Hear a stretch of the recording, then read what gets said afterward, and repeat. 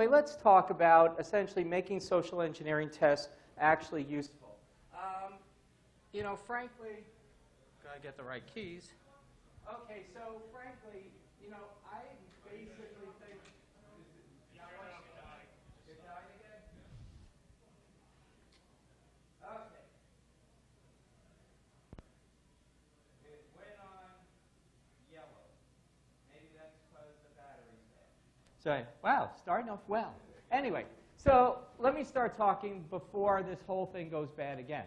So here's the thing. When I do so, I pretty much think social engineering tests are a waste of money, time, effort, and so on.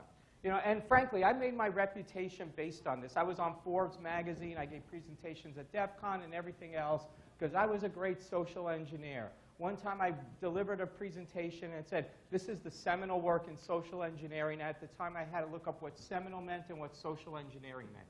That's how bad it was. Because, you know, frankly, to me, it was just like, oh, I'm from New York. I'll just do what somebody from New York does, which is kind of lie to people to get through stuff.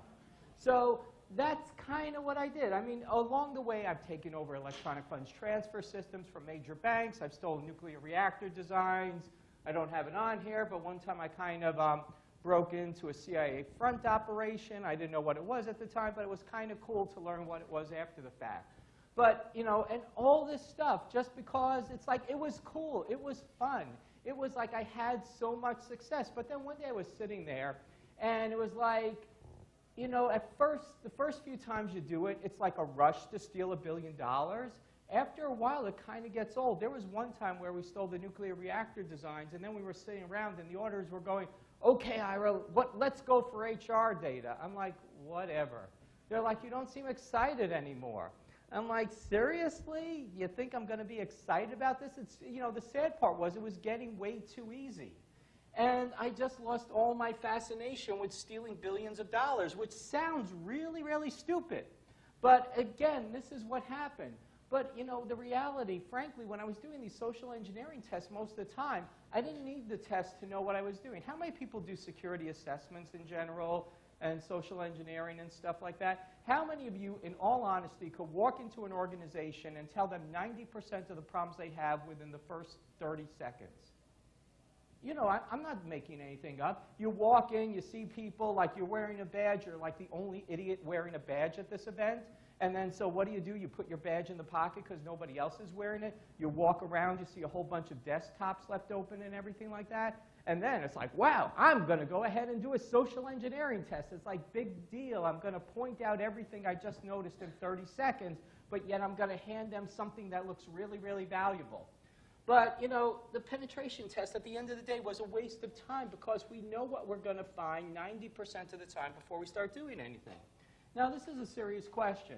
At the end of the day, are you a security professional or are you a hacking? How many people consider themselves hacking professionals?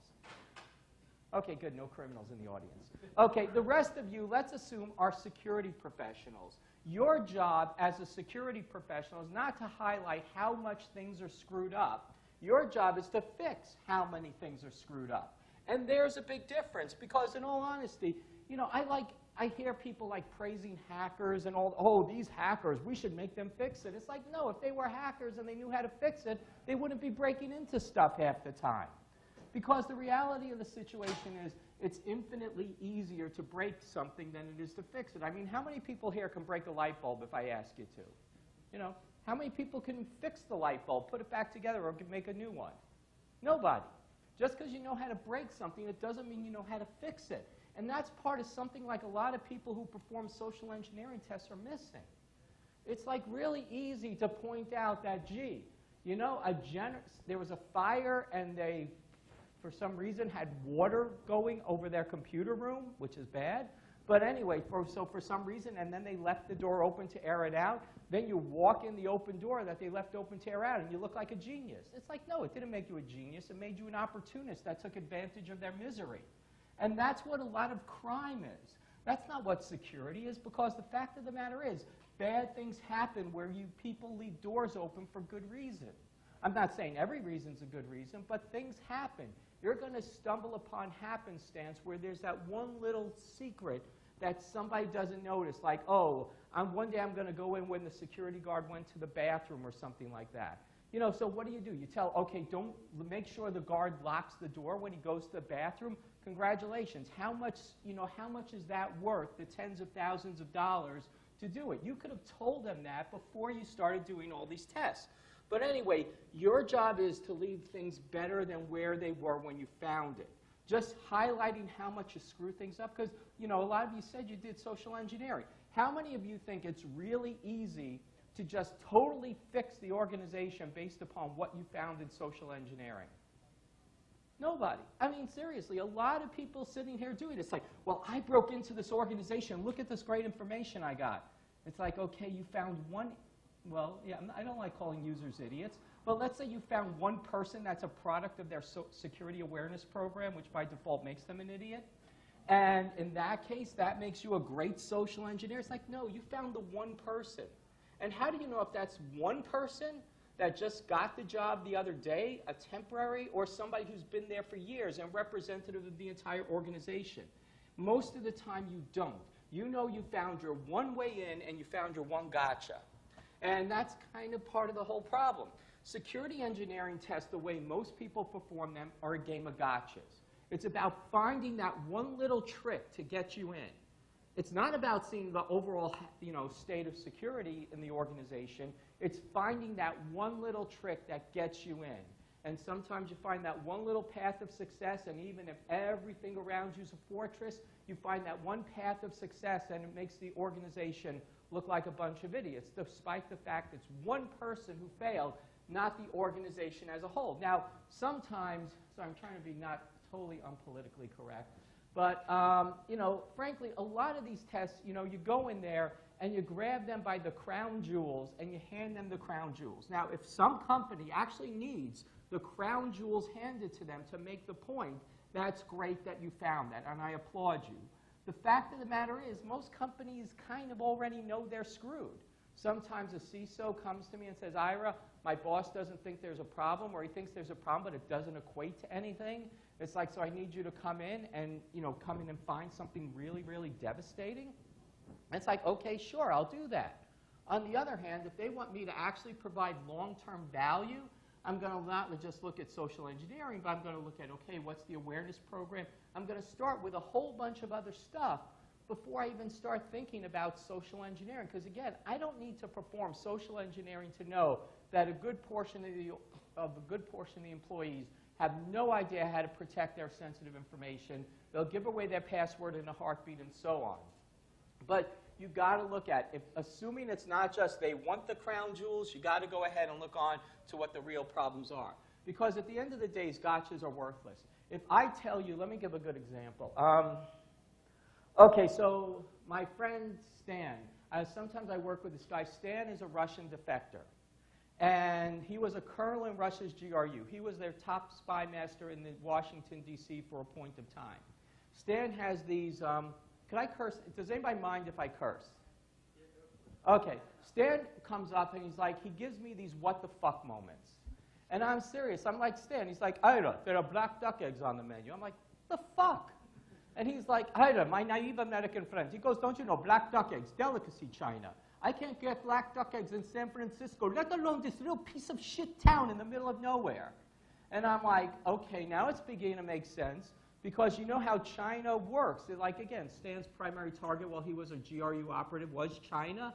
And Stan basically, like, we would go around and Stan would say, he does the counterintelligence, I do the black bag, I have other people who do security work and so on.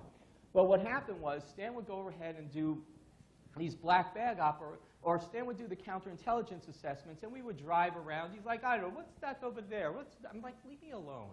Anyway, but then he comes up and he's like, okay, and he's like, oh, Chinese restaurant 1. So he calls me up, he goes, Ira, well, Chinese restaurant number 1, food, go in there. Food, people friendly, food not so good.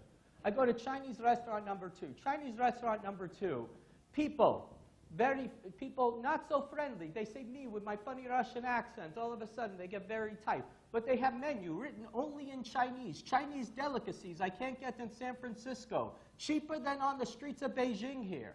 So Stan essentially found a Chinese front operation operating across the street from the main research and development center of a Fortune 5 company. And then what does they do? If you know Chinese intelligence operations, they go ahead and they basically figure out how can they get people of Chinese descent who are probably first-generation Chinese, if not just immigrants, sitting inside their organization and filter them out. So my friend, are you here on a visa? Are you here, are you just like temporary? Do you have family in China? Would you like your family to stay healthy in China? And so on. And that's how they recruit. So Stan found a Chinese intelligence operation. He's like, I don't know, by the way, 25% discount if you hold meeting in their back room. I'm like, I bet you can negotiate it for free. So anyway, but that's the type of stuff. Now that's a good piece of information, but at the overall expense, did that do anything? I mean, there was one time where Stan calls me up, he's like, so we went to, drove around, we went to lunch one day. He's like, Ira, I go back to the restaurant where we have lunch, and he's like, there are these women that bring their work there with these very hungry eyes, and if I was back in the employ of my old employer, I would have to approach them. I'm like, that one's on you, Stan. I'm not going to touch that. But, he was talking about women who hang out that seem to think Stan was attractive. Okay, so here's how to take over a nuclear reactor, essentially, or power grids, but power grid more than nuclear reactor. So anyway, here's what happened. Somebody came to me to do a social engineering test. They're like, Ira, we have a contract to get into this energy company, and essentially, once we're in, we're good. We have all the tools we need, like zero-day attacks and everything we would need to get in there.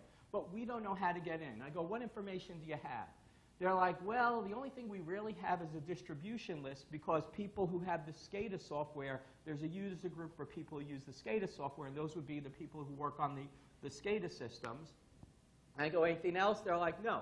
I go, okay, so here's what we're going to do. I did open source research, found out the company was going through a big merger and acquisition. So I said, now what can I do? They're like, you could do anything. They think there's no way we're going to get in. I go, anything? They're like, anything. So what I do is I go, okay, we're going to take advantage of the merger and acquisition. So I put together, we set up a web server. And the web server was essentially company-hr.com. And then we had the distribution list. And again, given that they were going to go ahead and go through a merger and acquisition, I sent a message that basically said we're going to have a worst of both worlds benefits package. So if company A gets 10 days a year off, company B gets 15, new company gets 10. If company B gets full health care, company A gets partial health care, we go for company A health care, and so on. So of course, what happened was I sent the inflammatory message over. They ended up clicking on the message, would come back with a web request to the web server. The web server would go ahead, return a 404 and malware onto the systems that they were working on. So once we had the 404 and malware on there, that basically gave us full system control of the systems that were on the SCADA network. And that was kind of cool. Anybody want to guess what the hit rate was on that phishing message I sent in? Try a close to 10,000% hit rate. Because what happened was the people were inflamed. They got the 404 message. Then they forwarded it to their friends, who forwarded it to their friends, who forwarded it to their friends. And the test had to be shut down in 2 hours. Remember, I said, can we do anything? They're like, anything.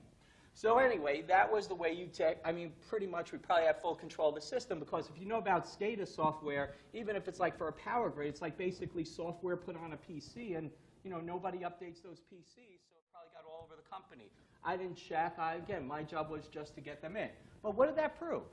It proved the SCADA software was out of date and open to viruses? Yeah. Did you need me to tell you that? Pretty much I could tell you. If you are involved in SCADA systems, 80% of those systems nobody ever bothers updating. Just look at what happened with WannaCry because people were still using Windows 95 or whatever it was. One port open to the outside world? Sure. I didn't need to do that. Employees susceptible to spear phishing, taking advantage of a merger? Yeah.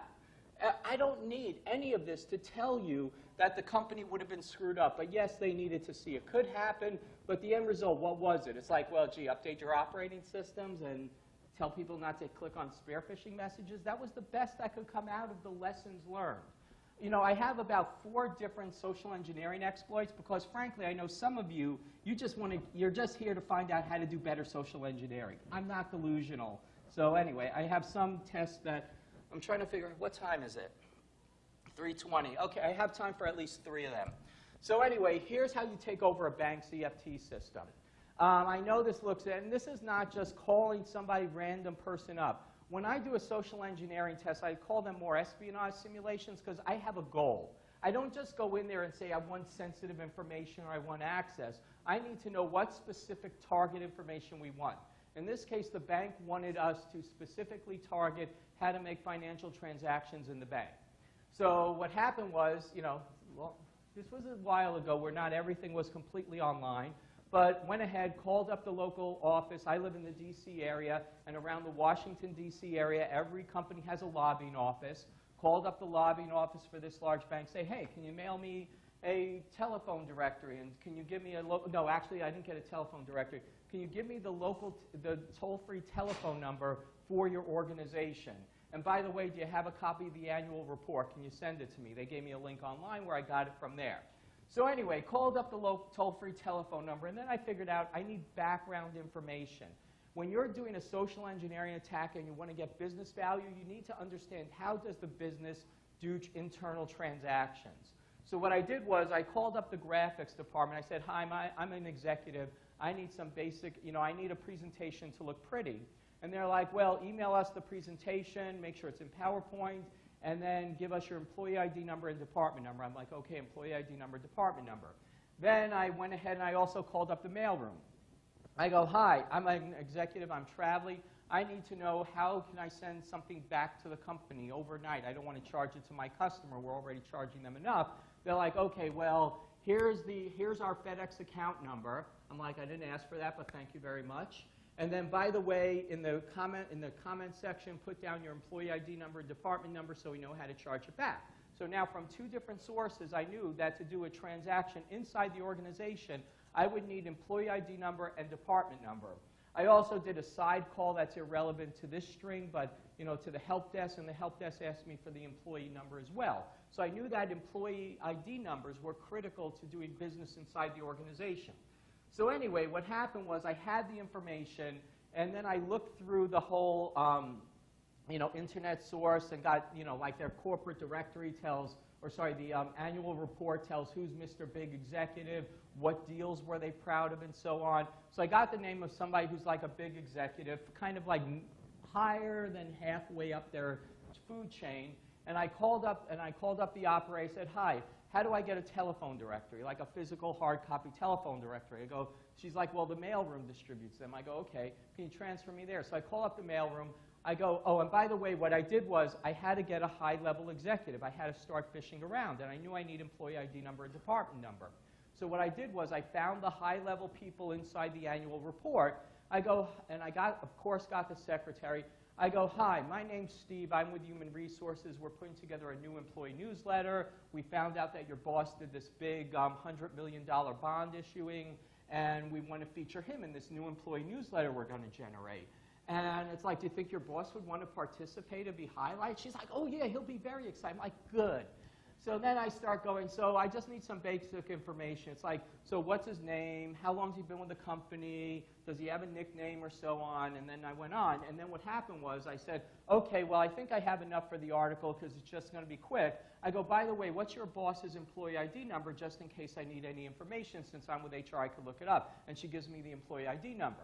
Then I have somebody call back to that woman, and I go, hi, we're with corporate IT. Can we just verify the department number for your specific office because we have a problem?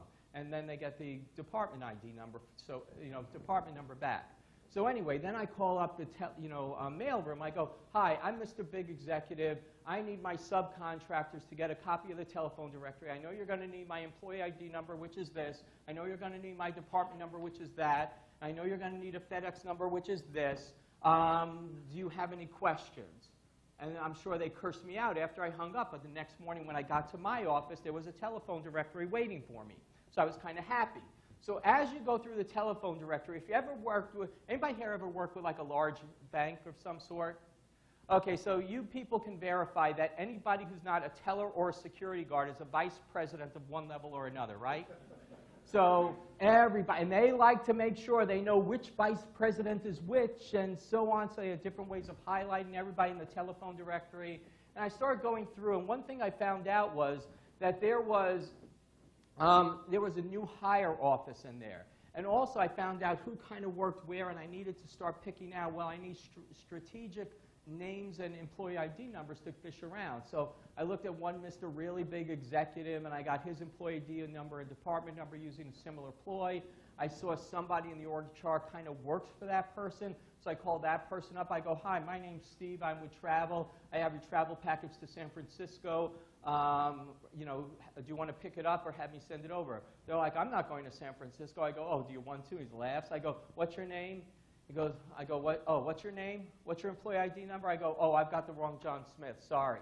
So anyway, then I went down. I had a whole bunch of information like that, asking people if they want to pick up their travel packages, just saying you're the wrong, you know, I have the wrong person.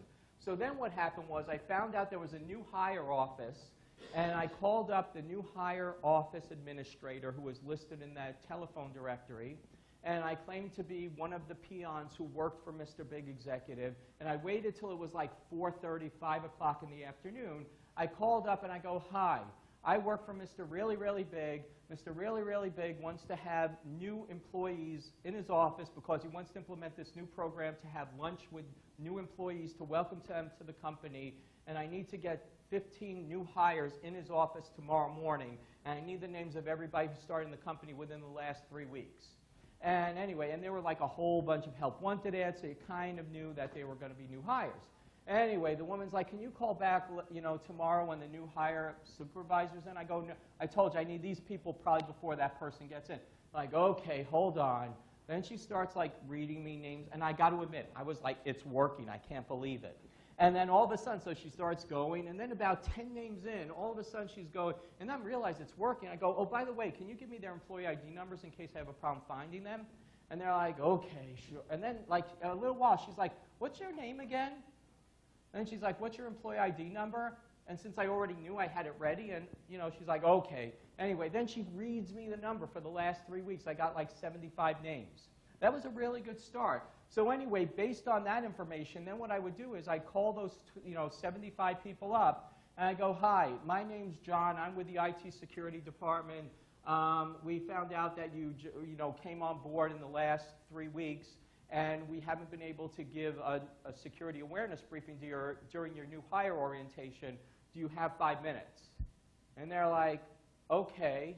And I'm like, okay, good. I'm like, okay, so given that we're doing this one-on-one individually over the phone, I could tailor it to you. So I need some basic information. I go, okay, what's your name? What's your employee ID number? What department are you in? What's your department ID? You know, what is your specific job title? You know, basic information, because nobody's covered this before as far as I know. But there's like a whole human elicitation skill when you look at espionage. What you're supposed to do is you work people into saying yes with a lot of small pieces of information. So everybody was giving me, everybody gives their name, everybody gives their employee ID number because it's embedded on everything else you do inside the organization. Then you ask for a whole bunch of other information. So slowly I started asking them for more and more sensitive information. So what computer system do you use? Do you just use your PC? Or do you log into other systems? What's the name of those other systems and so on? Okay, for your account with this user ID on this system, what's your password on that? Anyway, the first time I got like one of these on a financial system, woman goes, Felix. I go, Felix? I go, do you have a cat? She's like, yeah, how'd you know? I go, never mind. You might have to be old to understand that one. But anyway, all of a sudden, it's like starting to do this, and it just took off from there, where everybody was doing it because I had the information. I knew they started recently. Slowly escalate the interactions with them until you get to the more critical information, like the password that you're going for. And then what happened was, once I got the more critical information, like password and whether or not they had like multi-factor authentication or anything, then I started to have to bore them to death, because I had to make them forget that they gave me anything sensitive. So I'm like, okay, thanks for the information. Now I could give you the presentation directly to you. Okay, make sure that at the end of the day you turn off your computer systems. You know, if there are any automatic updates, please do that. Please do not write down your passwords at all. Please do not give your passwords out over the telephone, yada, yada. And nobody picked up on that. But literally, got more than enough information. I mean, when I first did this, you know, people were saying it's like, Oh, well, I know I had the ability to make transactions because the company freaked out. I never did it. People were saying I transferred 2 cents just to prove I never did that. But anyway, that's kind of the whole status on how things are done. Now, the reality of the situation is, oh yeah, I forgot there's like a little bit of like getting remote access to the company. I was able to get that too. I got the company to actually send me a computer. I called it, you know, because people are like, this is end users. I actually called up the IT department in the help desk, and I basically said, I'm Mr. Big Executive. I'm traveling. My computer crashed, and I'm trying to use other people's computers. I'm here trying to get a $10 million bond offering going. I look like an idiot.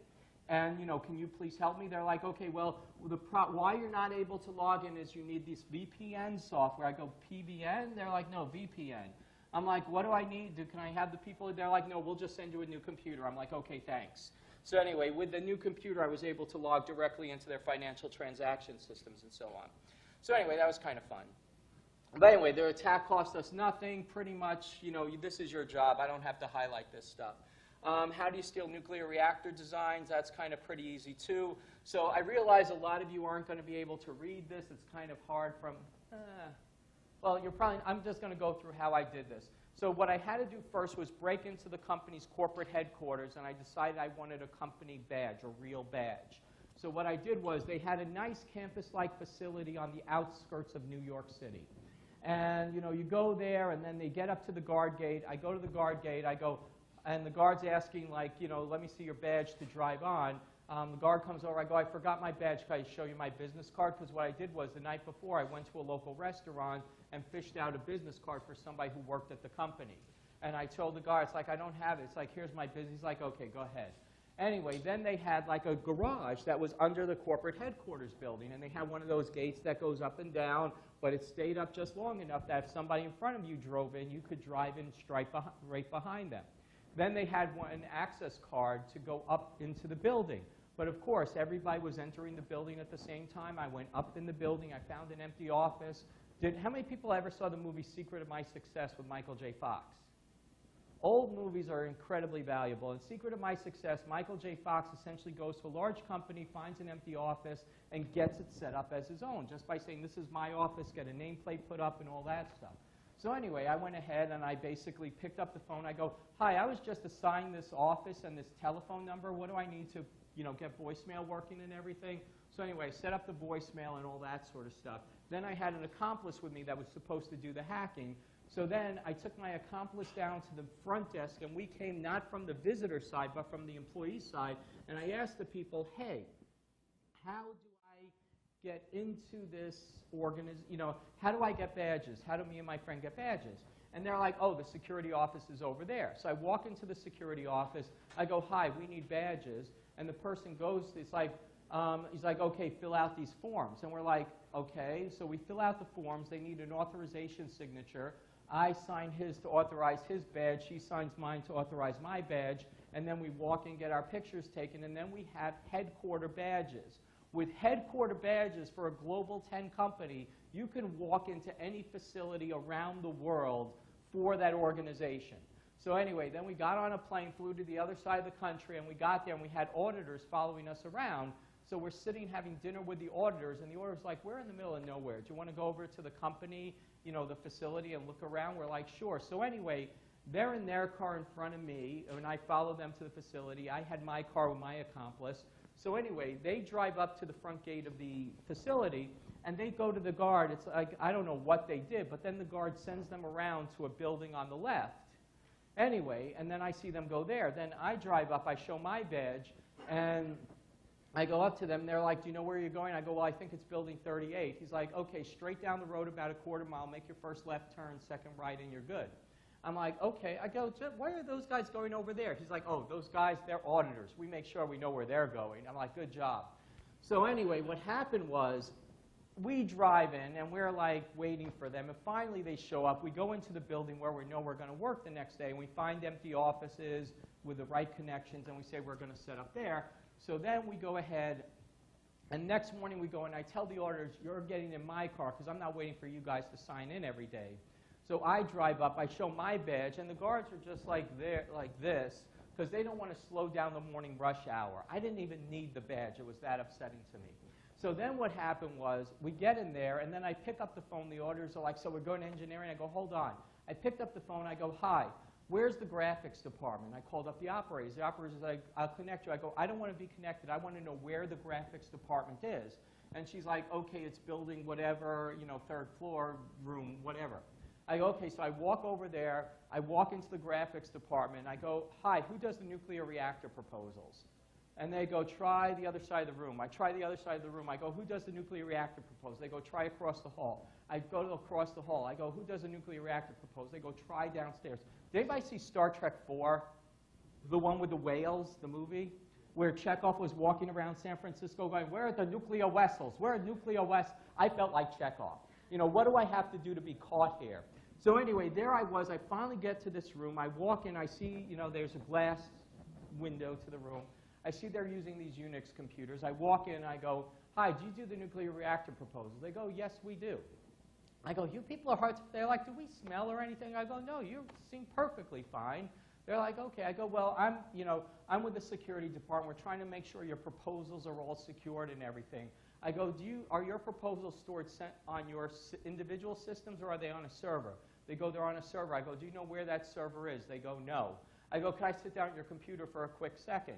So anyway, get on the computer, and I pull up a command tool, and I just type in, you know, more/etc/hosts, which says what, you know, drives are mounted, where they're connected to. And one of them is literally named proposal server. I get the proposal server name. I get the IP address. I go, thanks, that's all I need. They're like, come by anytime. I go, I sure will. So anyway, then I call up my friend, you know, my accomplice, call him up on my walk back, you know, in the middle of the desert parking lot, and I give him the IP address, the name of the system. Takes me 10 minutes to get back. He looks up, goes, okay, got it. Then he goes, by the way, should somebody from India be logged on these systems? I go, probably not. So anyway, you know, so it turns out he started looking around because he does, you know, we don't just do a pen test, we do triage and everything. And he's like, and he looked in the audit logs, found somebody was logging on from India, and we found India hacking into their system, stealing all their data. That was a separate issue. Let's see, I don't know if I have time for this, but one case I do want to point out, if this is how you steal like high-tech, you know, patent-type billion-dollar data. And what happened was basically did open source research, found information out about the company. Based on that, I got a big temporary badge. They hired me as a temporary employee to see how much I could steal really quickly. So what happened was they're like, yeah, because they had 7 cases of industrial espionage in the previous 3 years before I got there. 2 were sponsored by the Chinese government. 1 was sponsored by the Indian government. And the company employees didn't want to do anything, so they really did want a gotcha game. But in this case, so they wanted to prove that an idiot off the street can rob them blind, not just China or India. I'm like, thanks for choosing me as your idiot. So, you know, I basically called up, like, you know, based on the open source information, I found out who was in charge of their multi-billion-dollar product. I called up that person. That person went ahead and I said, she's like, I can meet with you for an hour, otherwise I'm going to be out of town for too long. So I'm like, okay, I got in my car and rushed over to the building. And then my badge didn't let me in because I didn't have access to the buildings I didn't need, which was a good security thing. Anyway, somebody went out, I went in, and then I sat there, met with a business manager who must have assumed I was a wonderful person. I'm like, where's all your data? She's like, well, everybody has their own. I go, it's got to be someplace where they're kept. And she's like, we have these meeting minutes. And in the meeting minutes, lots of guys see the meeting minutes. She says, I'll have my secretary give you a copy of all of them. So I got a copy of all the meeting minutes with all the critical data. Then she's like, we also have government affairs people, and we also have business managers who track everything for our, you know, for senior executives. And I'm like, okay. So I got the name of the business manager. I got the name of the government person. I went to, you know, I looked through the meeting minutes. Nothing seemed to stick out. Then the afternoon, I met with the government affairs person. I'm talking to this woman, and she's like, well, our documents have to tell the government how we make stuff because we have, you know, EPA-related issues and so on, runoff. So they have to review our manufacturing process. I go, can I see, you know, I go, how frequently are these documents backed up? She's like, I don't back them up. I go, does somebody back them up? Those are valuable documents. She's like, well, maybe the admins do. I go, well, if you want to, if you give me a copy of your documents, I'll lock them in a safe on a, you know, a little USB drive or something. She's like, And she looked nervous. I go, well, you look nervous. I go, let's just do this. Can I come behind your desk for a second? She's like, sure. I go, can you click here, click there, click here, click there? And what I did was I made sure that her hard drive was now shared to the entire network. So then I went back. I ran back to my desk. I'm navigating to her system. And all of a sudden, I got to her, her subnet. And all of a sudden it said, enter user ID and password for this subnetwork. And I was locked out, and the CISO was behind me laughing his head off, saying, stopped you. So anyway, then there I was, and I started looking through the meeting minutes again. And in the meeting minutes, there was a message from that government affairs person that said the draft document's ready to go to the government and is available for your review. Please use your own user ID with the following password to log on. I was like, no way. Then I'm like, way. So I started logging in. I copied, somebody randomly off the distribution list. First initial, last name was the general sequence. And then lo and behold, I had access to one document that gave you information how to make a multi-billion-dollar product. Then I looked. I found out I had a directory access, which gave me 5 different products the company was working on. So that was kind of a good day. So then what happened was, then there was the business manager the next day. And this guy hated security with a passion. I walked in and said, hi, just hired as the new head of information security. I'm supposed to protect all your most valuable data. I don't know where it is. I don't know what it is. Can you please help? The guy was like, I spoke to some security guy 3 months ago. I haven't seen him since, and I'm happy about that. I go, well, I have to do my job. He's like, I think security stands in the way of innovation. I'm like, you're a fucking ray of sunshine, aren't you? And then we're like sitting there going back and forth and everything. And then he's like, what about this? Security guy 3 months ago. I go, what about that? It's like, talk to the, security stands in the way of innovation. I go, okay, how about this? You tell me where your directories are, and I won't have to bother you ever again for your entire employment, which if I have anything to do with it will be the next 10 minutes. But anyway, I didn't. That was a separate thing. But anyway, so I'm like, just where are your directories? He goes, I don't know. I go, okay, how about this? Log off of your computer, and then I'll watch you log back on, and based upon where and when the icons pop up on your screen, I'll be able to tell where the directories are. You know I'm lying, I hope. But anyway, I was just trying to see user ID and password. I got the user ID, which was expected, but then the password was just, I didn't get it. It was too quick. I'm like, damn. But then what happened? Didn't work for him. Then he tried again. Didn't work. Then he picked up the phone, called somebody up. He goes, what's the password? I'm thinking, the password? Anyway, so he's trying, yeah, that's not working. So anyway, I'm thinking, I'm going to guess this password before he does anyway. So I went running back to my desk. I guessed this password on the second try. The password was the same as his user ID, and he didn't even know that. Why? Because apparently he never logged his computer off to log back in. So anyway, that was a separate issue, and he had his computer logged in all night for everybody. So anyway, got access to all this critical data from him, as well as all the people he shared, as well as his entire department, since it was what's the password. Clearly, there were individual accesses, but they all had the same permission. So I stole every product the company was working on, and that was within a day and a half. And the CISO said, Ira, I'll give you a 3-hour head start if you want to head to Mexico at this point. I'm like, nah, that's okay. But anyway, going back to all this, what did I do?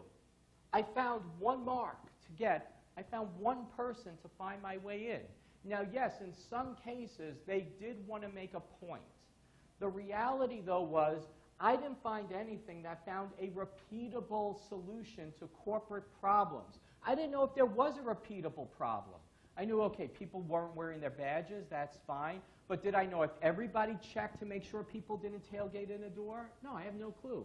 Do I know if, everybody had default passwords? No, I didn't have a clue. I didn't have a clue about anything except how I got in. And yes, it made for a good story, but it didn't have any lasting effect on the organization's security posture. And that, I felt, was a failing. And so anyway, that's with stealing nuclear reactor designs. That's with stealing, high-tech type of stuff and all that. So what should social engineering be? It should really be, in the ideal world, a deeper vulnerability assessment where you see basic vulnerabilities. Now, how much further can we get? You want to see how it's practiced, but the key is you want to see how security is consistently practiced across your organization. Because again, as a security professional, you're not just concerned about getting one way in.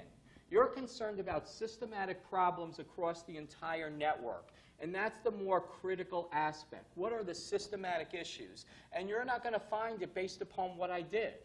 You're not going to find it based upon a bunch of gotchas. Did I get like one guard who didn't check for IDs, who didn't check for proper authorization? I don't know. So again, it's just a bunch of gotchas. Now what you have to do is when you do social engineering, you need to construct your tests for generalizability. You need to look for, are the behaviors you're witnessing consistent across the organization? You know, I mean, again, if you just got your gotchas and you wave your wand, I mean, what did I once hear somebody say? It's like, well, they were doing a penetration test, and they met with the building manager saying they wanted to rent property. You know, they wanted to rent an office space, so they went to the building manager, and then they cloned the building manager's, like, access card. I'm like, okay, so what are you going to tell your people? It's like, congratulations, I'll tell my building manager not to share the card, and I'll make sure I have a different set, I'm on a different, like, you know, I have the upgraded plan that doesn't allow for cloning like that. That's not like a justification for a good enhanced security program. But anyway, you got to take into account, are there different organizations within your organization that are better at security awareness? Are you, like, you can't, like, how many people like actually have different awareness programs for their IT department, for HR, for their maintenance staff, and their, you know, just regular white-collar workers? Very few people. They all share the same, you know, sorry, I don't want to say crappy CBTs, but I guess I just did. But they all share the same crappy CBTs to say we're all going to be aware. You don't know if certain pockets are better than others. You don't know if there are certain divisions. For example, I could tell you the security awareness profile in Latin America is very different than the security awareness profile in somewhere like Milwaukee, where everybody tries to be nice to each other. And then even when you do social engineering, I once did a social engineering test and we quickly adapted because we found out that me with my pseudo-New York accent was not going to get any results, while this woman who works with me, who's from Minneapolis, got incredible results. Why? Because they automatically knew we're a Midwest company. Why isn't, you know, nobody would have this accent inside our company?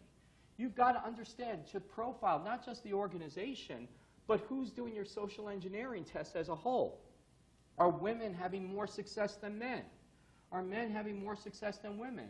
Are different people with different accents having more success? And you need to understand that as you're doing these tests for generalizability for how you can improve the overall security posture. And then also, here's a critical thing on the bottom. Are there technical countermeasures that can offset poor awareness? And now what I'm going to tell you is proactive data collection is key. How many of you, when you do a social engineering test, say, before I go into this organization, I'm going to need X number of people from here, I'm going to need X number of people from there, I'm going to need Y from there, I'm going to make sure I get people, I'm going to eliminate the IT people and so on, and you're actually proactively looking for the sample of your organization. You've got to look across the organization and understand where are different people successful and where are different people failures, and try to see if it's by job function or whatever else you can do, because you're not shooting for gotchas. You're trying to secure the organization. That's your job as a security professional. Here's another thing with social engineering and stuff. How many of you actively try to be caught? That's a very good thing, when you try to be caught. When I do a social engineering test, and I'm going to talk about this specifically, there has to be, you know, depending on the scenario I got, unless it's a gotcha, but try to go in with very, very specific scripts. I want to see if I call somebody up, for example, and say, hi, I'm with the IT department. We need to make sure your antivirus software is up to date and your system's offline. I go, can you please go into your registry file and let me know what this line 37 says in your registry file? They're like, excuse me, what's a registry file? I go, okay, well, in that case, can you give me your user ID and password so I can log in over the network to do that? And they're like, no, I can't. I'm like, check. They win. I win. I found where this person is. Now, what is the percentage of those people? And then perhaps I get somebody who says they won't do that. I go, okay, if you're not going to give me your user ID and password, how about you open up a window and type in regedit and open it up, and then please tell me what's on line 36. In other words, will these people take commands from somebody over the phone? Or if I say, okay, if you don't want to do that, please go to this website and do that. What level of awareness is there? How much can I push people before I get them to give? That's a critical distinction you need to know. What is specifically, is their level of awareness and so on? And then also, do they report something? if they find that somebody asked me for their password, do they know who to report it to and how to report it, and is it tracked? And frankly, is it investigated as an incident? Because just because you're doing a social engineering test, it doesn't mean there's a real criminal who's not out there doing the same thing. So the security team should say, hey, we have a report. Yes, was this you? Because if it's not you, it might be someone else. Because we have been in an incident where somebody called me up. We were doing a firewall assessment, let alone not a social engineering test. And the people called up and said, Ira, we told you not to do social engineering. Okay, I got it. I'm like, I know, I'm not doing social engineering. They're like, well, somebody just called up our IT people and wanted to know the version of firewall we're running. I go, I didn't ask that. Like, what do you mean? That was a real test? I go, that was a real incident? I go, yeah, that was a real incident. They're like, I don't believe you. Luckily, we had somebody from the company behind us watching what we were doing because they wanted to report, and we made them get on the phone and tell them, no, they didn't call up. So anyway, you got to make sure that the reporting processes are in place and accurate, and frankly, even don't assume it's you. And here's a critical thing. Simultaneously, when you're doing social engineering, what you should do is you should have your pretext laid out in advance, and you should say, here's the distribution of where I'm going to test and how I'm going to test. And you want to go in advance and say, here's what my report should look like. What is the susceptibility? Anyway, I think that's on the next slide.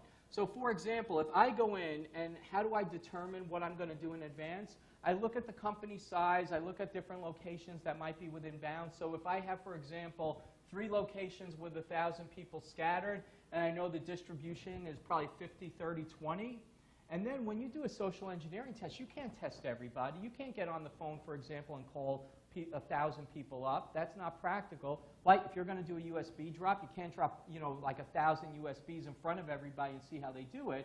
You've got to sample your distribution and say, okay, if I drop 25 USBs around location 1, 15 around location 2, and 10 around location 3, is there a different result based upon where I do this? Do I get different results based on calling people up and asking for a password?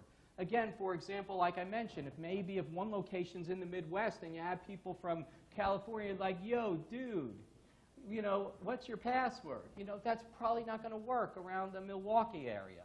On the other hand, you might want to see, is there a reason why there's a distribution? Is it in your testing methodology? Because just because you either succeed or fail, that's not a matter of your own success or failure unless you consider how you plan. So look at that as well. But proactively, when you should write your reports of social engineering in advance to say, here's how I studied, where I studied. Then you need to fill in the blank on what was the success rate. And yes, does this mean it's like, wait a second, I made 50 calls, everybody answered at location 1, nobody's answering at location 2 or 3? Well, maybe you got to figure out why nobody's answering. They're like, but no, I want to get 100 calls. It doesn't matter. If you're doing a social engineering test and you do 100 calls and all 100 calls are for one location in the middle of the Philippines where they're afraid to say no to any American, that doesn't mean the rest of the company is going to be that insecure. You might have pockets of security. Here's a big thing. Statistics are critical to social science. I see too many people, when they look at awareness, they look at social engineering, they're saying, well, I took an NLP class, or I took psychology. I'm talking about mental models.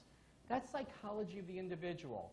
As a person who wants to secure the business, you need to understand the business. The sciences relative to the business are sociology, organizational psychology, and behavioral science to a large extent, because behavior consistently creates the culture. So you need to understand what is the culture of the organization like. How do you measure that? Not just, I tricked this one person because I developed rapport.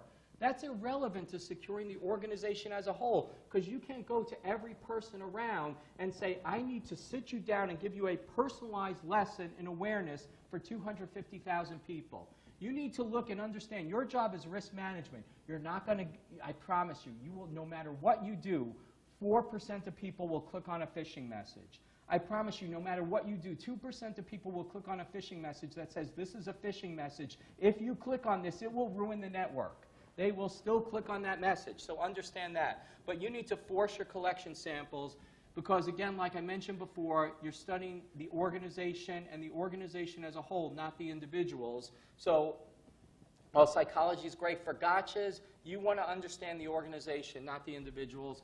Pre-texts have to be specifically defined. I already covered this. Like, I'm going to go through a specific script that's going to test the level of awareness. If I keep getting stopped, maybe I want to raise the level of awareness and so on. But you can target your awareness training better. I'll cover that on the next slide. It's also not just voice simulations. It's not just voice. You can do tailgating simulations and have people trying to tailgate into a building behind everybody. And that's also critical. To see the number of people who get stopped or the number of people who influence. Yes, I know I'm almost done. Clean desk policies. Do you walk around Friday afternoons during lunchtime to see how many people leave their computers unlocked and so on? You're testing behaviors. Social engineers will say, I found somebody who left their computer open, so I sent out a message saying donuts are on me on Monday. You know, that's funny. It doesn't give you the good statistics. Collect statistics consistently. You know, our entrance is unsecured and so on. What is the consistent measurement of that? And then you got to integrate your findings into awareness, because everybody's like they have one thing and they think social engineering, the way to do this is now to tell people, we tricked you by this, so don't fall for this. The problem is there's 1,000 ways people do things wrong. You need the one way people do things right. Awareness should not be afraid, telling people to be afraid of the wascally wabbit, if you know the Bugs Bunny Elmer Fudd analogy. You need to tell people, here's your job, here's how you do it right. And to do that, when you have when you have gone ahead and statistically said, here's my social engineering case studies to measure the level of awareness. Do they fall for basic attacks? Or nobody fell for basic attacks. They didn't fall for mid-level attacks. So I can really up my awareness to getting people aware of really, really advanced concepts like spear phishing. I could give people advanced concepts like travel security in a foreign hotel and stuff like that. That's not an introductory topic. You need to make sure you consistently target awareness to the level of susceptibility to people, and unless you go ahead and take measurements statistically, you will not know that. And more important, you need to make sure it's repeatable. Because when I do my results, when you do a gotcha test, how many people think you can repeat the gotcha on the same person? Well, frankly, a few times you can. But there's some people are really bad. But the reality, though, is if you have 1,000 people and you're only testing 50 people, you can retest 50 different people if you statistically sample those people appropriately. So anyway, that's part of the critical aspects. One warning, and this is not part of the presentation, but I hear too many people saying, well, I got this person, and yeah, well, everybody knows who it was, but don't worry, we use that for awareness. People get fired for that type of irresponsible behavior. You've got to understand this. There was one time I got a call. I did this test where we were breaking into a Fortune 500 company, walked in, got a guard to issue us a badge, and, you know, guard was being nice. I said, oh, so the guard was like, what do you guys do? I go, oh, we do computer stuff. She goes, do you want access to the server room? Well, yeah, we do, as a matter of fact. So anyway, got access to the server room, screwed up the whole company within a day. And then 3 weeks later, I get a call from this guy, said, hi, I'm the facility manager. I need to know the name of the guard who gave you the badge. I'm like, what? Most people would say, oh, well, this person shouldn't. Here's the name. I'm like, what? I go, no offense, I'm from Brooklyn. This is why I go, no offense, I'm from Brooklyn. I have no idea who the fuck you are. And even if you are the fuck who you say you are, I'm not giving you the name. He's like, you got to give me the name. I'm the manager. I go, I don't know who you are, but I'm only authorized to give out information to the CIO, and I will give the name to the CIO if the CIO asks me. However, if the CIO asks me, I will also let him know the fact the guard gave me the badge is bad. The fact you don't know who that guard is infinitely worse.